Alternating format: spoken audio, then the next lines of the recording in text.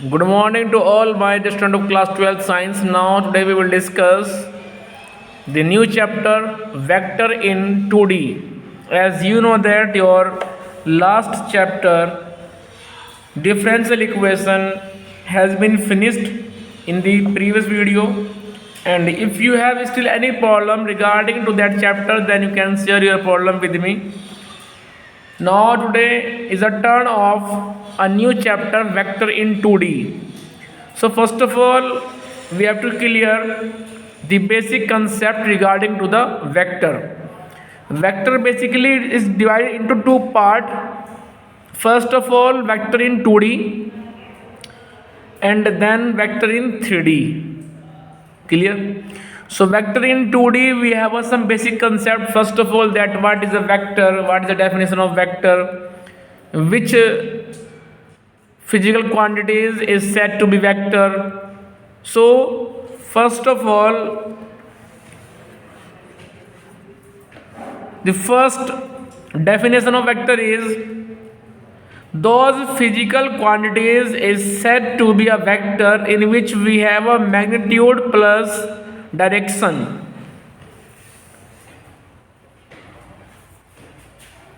A physical quantity in which magnitude as well as direction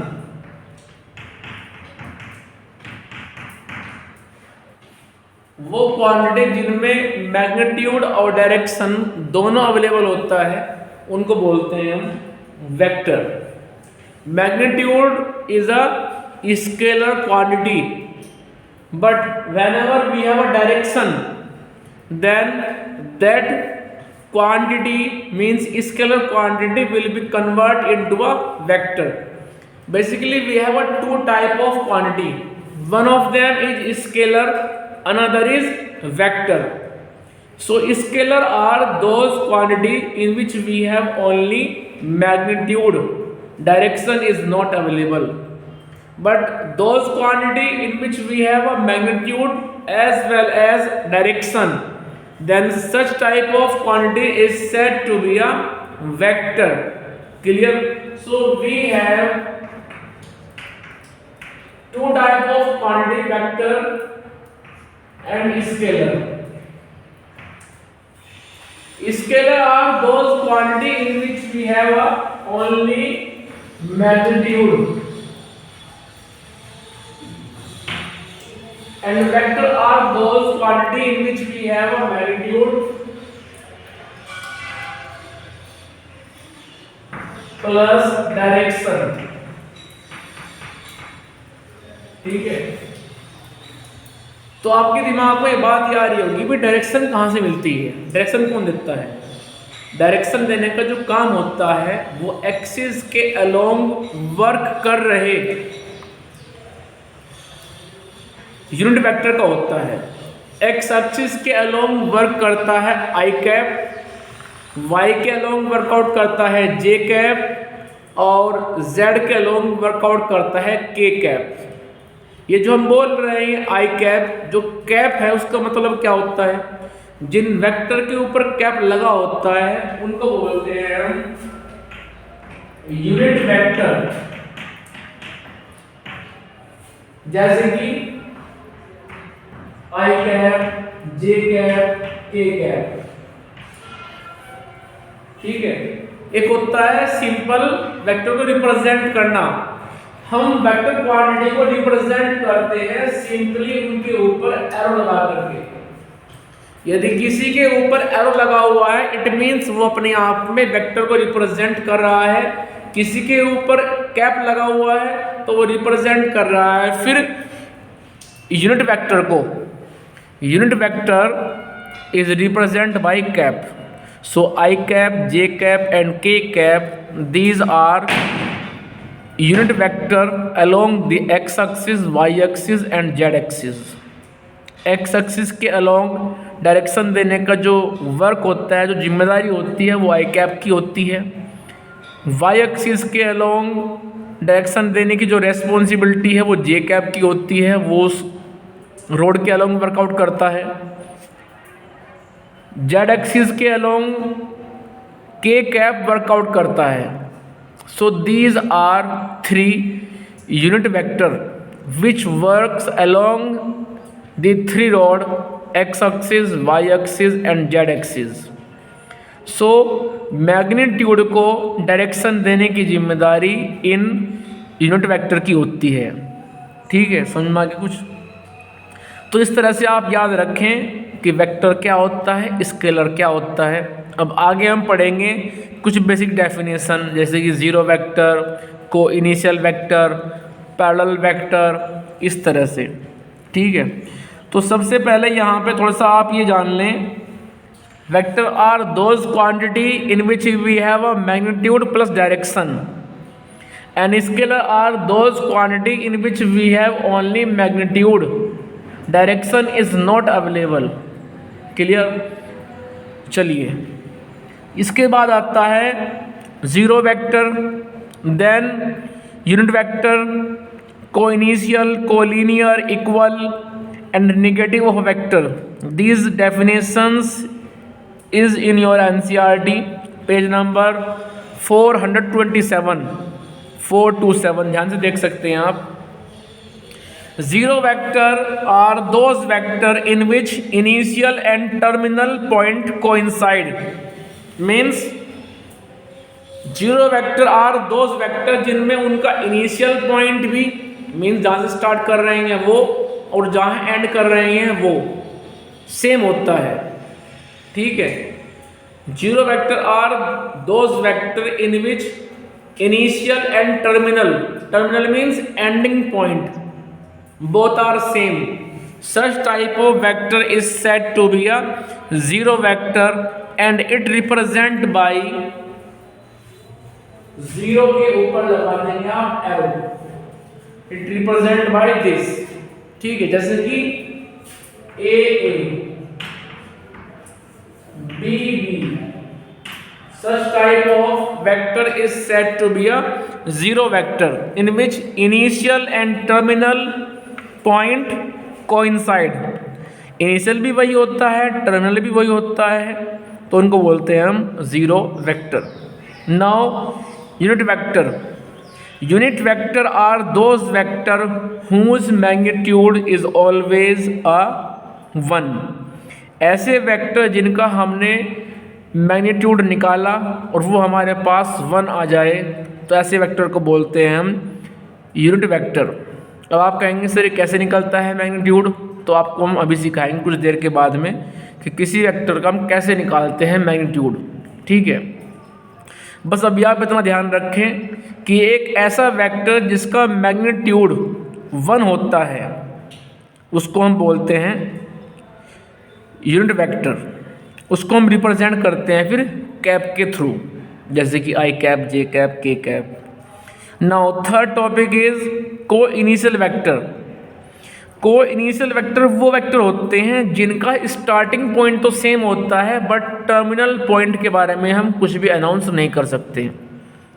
ठीक है, जैसे कि छुट्टी के बाद में आप सभी स्कूल से निकलते हैं, उसके बाद कोई अपने गांव में जाएगा, कोई अपने ट्यूशन में जाएगा, कोई कहीं जाएगा। सो छुट्टी के बाद जो सिचुएशन बनती है वो होती है को initial. 2 or more than 2 vector in which initial point is same, which start itself from the same point। ठीक है, तो उसको बोलते हैं हम को इनिशियल वेक्टर। जैसे कि मेरे पास ये पॉइंट है, अब यहां से एक चला इधर, दूसरा इधर, इस तरह से like a star. So these are coinitial vectors in which we have a same starting point which start their self from the same point is said to be a co-initial vector। now next topic is co-linear vector। तो जरा इनके बारे में सुन लें। co-linear vector वो vector होते हैं जो एक दूसरे के पैरेलल मूव करते हैं, उनके डायरेक्शन के बारे में हम कोई भी विचार नहीं करते हैं। उस वक्त हमें डायरेक्शन नहीं देखनी है, हमें सिर्फ ये देखना है कि वो एक दूसरे के पैरेलल मूव किया या नहीं किया। यदि उन्होंने एक दूसरे के पैरेलल मूव किया है तो वो अपने आप में कोलिनियर वेक्टर हैं, अदरवाइज नहीं हैं। जैसे कि आइए जरा समझते हैं इस बात को।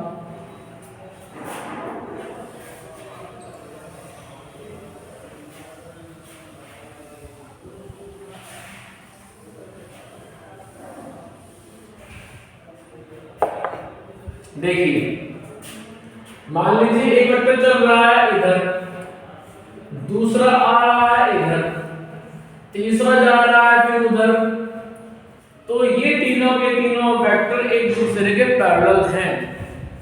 ठीक है, जब ये तीनों वेक्टर एक दूसरे के पैरेलल हैं तो इनको हम कोलिनियर वेक्टर बोलते हैं। तो याद रखना है आपको, collinear vectors are those vectors in which they are parallel to each other irrespective their magnitude and direction। हमें इस बात से कोई मतलब नहीं है कि उन वेक्टर का मैग्नीट्यूड कितना है, उनकी डायरेक्शन किस तरफ है, हमें इस बात से कोई मतलब नहीं है। यदि वो इस तरह से मूव कर रहे हैं कि वो एक दूसरे के पैरेलल हैं तो हम उनको कोलिनियर वेक्टर बोलेंगे। ठीक है, so remember also collinear vectors are those vectors which move in a parallel way to each other irrespective of the magnitude and direction. उनका कितना मैग्नीट्यूड है, उनकी डायरेक्शन क्या है, हमें इस बात से कोई भी मतलब नहीं होता है। हमें सिर्फ ये चेक करना होता है कि वो एक दूसरे के पैरेलल चल रहे हैं या फिर नहीं चल रहे हैं। चलिए आगे। Now next is equal vector. Two और more than two vector is said to be equal if their magnitude as well as their direction both are same. Such type of vector is said to be a equal vector. Listen again. Two or more than two vector is said to be a equal only when they have the same magnitude as well as their direction also. Clear? अब यदि मान लीजिए हमारे पास में दो vector ऐसे हैं जिनका मैग्नीट्यूड तो सेम है, they have equal magnitude but direction are different, तो हम उनको equal vector नहीं कहेंगे। Equal vectors are those vectors in which the magnitude plus direction also is equal to each other. Such type of vector is said to be a equal vector. Suppose you have a two vector, vector A and vector B. Both have the same magnitude as well as direction, so such type of vector is said to be a equal vector, like this. ठीक है, so remember also a two vector is said to be a equal only when they have the same magnitude as well as direction. Such type of vector is said to be a equal vector. Now last topic is negative of a vector. Negative of a vector का मतलब क्या होता है, जरा वो सुन लीजिए। मान लीजिए एक वेक्टर है AB जो जा रहा है ऐसे, ठीक है। अब आपने क्या किया, अब आपने इसके डायरेक्शन बदल दिया। आप ये चाह रहे हैं कि हम ऐसे बना करके ऐसे जाएं, तो हम फिर इसको बोलेंगे माइनस AB। ठीक है, सो यदि AB ऐसे मूव कर रहा है फ्रॉम लेफ्ट टू राइट, तो माइनस AB जिसको हम लिखते हैं BA, वो मूव करेगा फिर फ्रॉम राइट टू लेफ्ट। तो निगेटिव करने से सिर्फ उसकी जो डायरेक्शन है उस पर इफेक्ट पड़ता है, बाकी सब कुछ उसका सेम रहता है। So negative vector refers to a negative direction. Clear? So whenever any vector is moving from left to right, then a negation of vector will move from right to left. Clear? So in this way, negative of a vector are those vector in which magnitude is equal but direction is different from each other. Such type of vector is said to be a negative of a vector. Clear? So this is a basic definition, basic terms regarding to your chapter vector in 2D. तो इस तरह से आपको मैंने basic समझा दिया है। इसके बाद में हम कैसे वेक्टर्स को ऐड करेंगे, कैसे उनको माइनस करेंगे। It means addition, subtraction, multiplication, ये सब कुछ आएगा यहाँ पे जिसको हम पढ़ेंगे अभी। सबसे पहले ही देख लेते हैं कि भाई कौन कौन सी क्वांटिटी वेक्टर होती है और कौन कौन सी नहीं होती हैं। So displacement, velocity, acceleration, force, weight, momentum, electric field, intensity is a vector quantity, but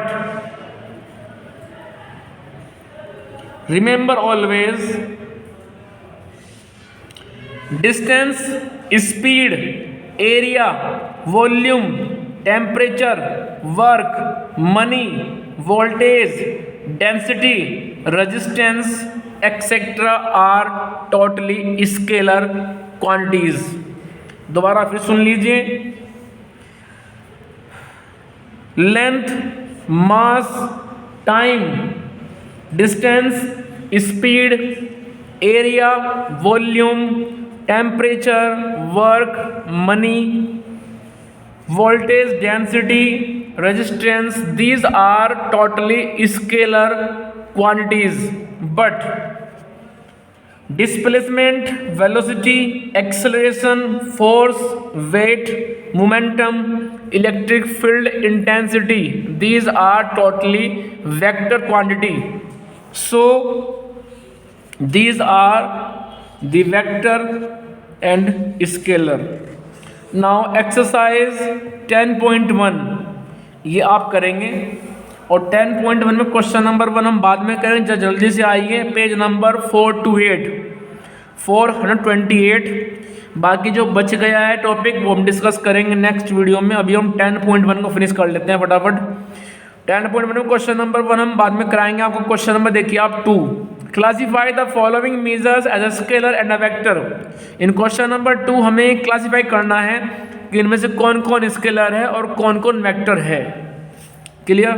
तो देखिए जरा, first 10 kg it is totally scalar. Second 2 metre north west, इसके बारे में बताइए आप। 2 मीटर इन नॉर्थ वेस्ट, ये स्केलर होगा या फिर वेक्टर होगा? जल्दी सोचिए फटाफट। ये अपने आप में वेक्टर होगा। क्यों? Direction is given 2 metre in north west. Third is 40 degree, totally scalar. Fourth part 40 watt, fourth is scalar. Fifth 10 to the power minus 19 coulomb, totally scalar. Sixth 20 metre per second square, metre per second square is the unit of acceleration and acceleration is a vector quantity. So in question number 2 sixth part is vector. Now question number 3, classify the following as a scalar and a vector. First time period, totally scalar. Second distance, scalar. Third force, force क्या होता है? F equals to ma, पढ़ाया आपने। F equals to ma, where a is acceleration and m is the mass. Clear? So force is a vector quantity, क्योंकि जब आप force लगाएंगे तो वहाँ पे डायरेक्शन तो होगी ना। विदाउट डायरेक्शन कैसे लगाएंगे आप फोर्स? चलिए, so in question number 3 third part force is totally vector. Now fourth velocity vector है। Fifth work done, totally scalar. Now in question number 4 we have a figure 10.6। तो figure में observe कीजिए फटाफट और बताइए कौन कौन से कोइनिशियल हैं, कौन कौन से इक्वल हैं, कौन कौन से कोलिनियर बट नॉट इक्वल हैं। In question number 4 first part देखिए आप, कोइनिशियल क्या थे। Coinitial coinitial are those vector in which starting point is same. So coinitial में कौन कौन सा आ जाएगा, फिर ध्यान से देखिए आप। कोइनिशियल में आ जाएगा vector A and vector B.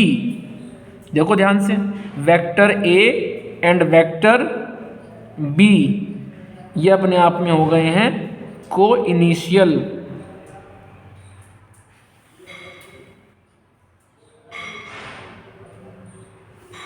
ठीक है, चलिए कोइनिशियल में वैसे vector A and D, vector A and D होगा भाई। कोइनिशियल तो वो होते हैं जिनमें स्टार्टिंग पॉइंट सेम होता है। आपके आंसर में दिया है वेक्टर बी। क्वेश्चन नंबर 4 के फर्स्ट पार्ट में वेक्टर ए और वेक्टर डी होगा। फिर सेकंड पार्ट में आइए, इक्वल। इक्वल की डेफिनेशन क्या थी? इक्वल की डेफिनेशन थी those vector is said to be equal in which we have a same magnitude as well as direction. तो ध्यान से देखिए यहां पे कौन कौन होगा इक्वल। देखो बी और डी, क्योंकि बी और डी दोनों एक दूसरे के पैरेलल सेम डायरेक्शन मूव कर रहे हैं, डायरेक्शन सेम है एंड दोनों की लेंथ बराबर है। यहाँ पे लेंथ बता रही है इनका magnitude.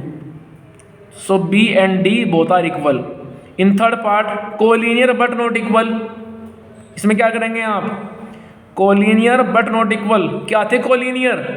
Collinear are those vector which moves in such a way that they maintain equal distance from each other, means they move in a parallel way from each other. So here in question number 4 vector A and vector C both are collinear but not equal. Equal क्यों नहीं हुए A और C? क्योंकि दोनों की direction opposite है, इसीलिए वो इक्वल नहीं हो पाए। कोलिनियर तो वो हो गए हैं, ठीक है, लेकिन वो इक्वल नहीं हो पाए। ठीक है, और यहाँ पे B और D कैसे हैं? B और D कोलिनियर भी हैं और इक्वल भी हैं। ठीक, और A और C कोलिनियर तो हैं बट इक्वल नहीं है। इक्वल क्यों नहीं है? Due to direction.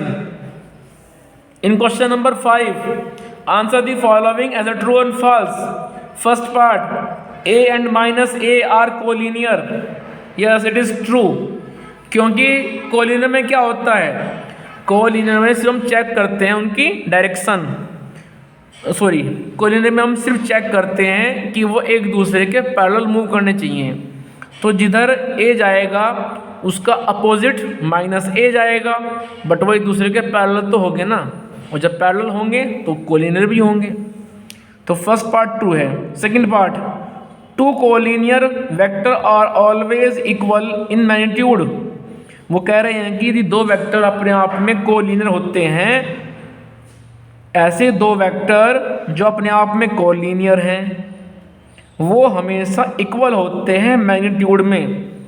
ये तो बात गलत है, क्योंकि जिन दो वेक्टर की बीच में बीच में डिस्टेंस इक्वल है, वो दोनों एक दूसरे के पैरेलल मूव कर रहे हैं, तो ज़रूरी तो नहीं है ना कि वो अपने आप में उनका जो मैग्नीट्यूड है वो इक्वल होगा। हो सकता है कि एक कहीं पे जाके रुक जाए, दूसरा अपनी स्पीड को वहाँ आगे तक मेंटेन करके रखे। क्लियर? तो जब दो वेक्टर एक दूसरे के कोलिनियर मूव कर रहे हैं तो ये ज़रूरी नहीं है कि उनका मैग्नीट्यूड भी इक्वल ही होगा। So second statement is totally false. Now third, in question number 5 two vectors having same magnitude are collinear। वो कह रहे हैं कि यदि दो वेक्टर का मैग्नीट्यूड सेम हो जाए तो वो कोलिनियर बन जाएंगे, बिल्कुल गलत है। मैग्नीट्यूड सेम होने से क्या उनके बीच की डिस्टेंस, क्या वो एक दूसरे के पैरेलल मूव कर पाएंगे? जरूरी तो नहीं है, ठीक है। So third statement is also false. Now fourth, two collinear vector having the same magnitude are equal. वो कह रहे हैं कि यदि दो वेक्टर कोलिनियर वे में मूव कर रहे हैं, एक दूसरे के पैरेलल मूव कर रहे हैं और उनका मैग्नीट्यूड सेम है, तो वो अपने आप में इक्वल होंगे? जरूरी तो नहीं है, क्योंकि इक्वल के लिए दो कंडीशन थी। पहले क्या थी? मैग्नीट्यूड। दूसरी क्या थी? डायरेक्शन। इन्होंने यहाँ पर डायरेक्शन का जिक्र नहीं किया, क्योंकि जो वेक्टर कोलिनियर होते हैं वो अपोजिट वे में तो मूव कर सकते हैं। भी कोलिनियर के लिए हमें क्या चाहिए होता है? कोलिनियर के लिए हमें सिर्फ इतना चाहिए होता है कि वो एक दूसरे के पैरेलल रहें। अब एक चल रहा है लेफ्ट से राइट, एक चल रहा है राइट से लेफ्ट, डायरेक्शन तो उनकी अपोजिट हो गई, लेकिन वो एक दूसरे के पैरेलल मूव कर रहे हैं तो कोलिनियर हो गए। तो कोलिनियर होना साथ में उनका मैग्नीट्यूड होना इस बात को रिफ्लेक्ट नहीं करता है कि वो इक्वल होंगे, क्योंकि इक्वल होने के लिए उनका मैग्नीट्यूड और उनकी डायरेक्शन का सेम वे में होना जरूरी है। कोलिनियर में डायरेक्शन मैटर नहीं करती है। कोलिनियर में सिर्फ उनके बीच की डिस्टेंस इक्वल रहे, वो पैरेलल वे में मूव करते रहें, सिर्फ उन्हीं को बोलते हैं कोलिनियर। लेकिन ये कह रहे हैं इस पार्ट में, क्वेश्चन 5 के 4th पार्ट में, कि ऐसे वेक्टर जो कोलिनियर हैं, जिनका मैग्नीट्यूड भी सेम है, वो इक्वल होते हैं। ठीक है, तो ये अपने आप में फॉल्स स्टेटमेंट है। Question number 5 4th part is false, क्योंकि ऐसा पॉसिबल ही नहीं है कि कोलिनियर वेक्टर का यदि आप मैग्नीट्यूड सेम कर दें तो वो इक्वल हो जाएंगे। It is totally false statement. Clear? तो इस तरह से सिर्फ यहाँ बचता है आपका एक क्वेश्चन, और बाकी हम डिस्कस करेंगे नेक्स्ट वीडियो में। तो आज आपका कुछ बेसिक क्लियर हुआ है, बाकी आप भी पढ़ते रहें, आरडी से पढ़ें, एनसीईआरटी से पढ़ें, लेकिन सिंसियरली मेहनत करते रहें, अपनी प्रॉब्लम को डिस्कस करते रहें, पूछते रहें। So please share your doubts with me on a WhatsApp और by call. Clear? So if you want to achieve a success, please share your doubts and do hard work daily according to your timetable. Clear?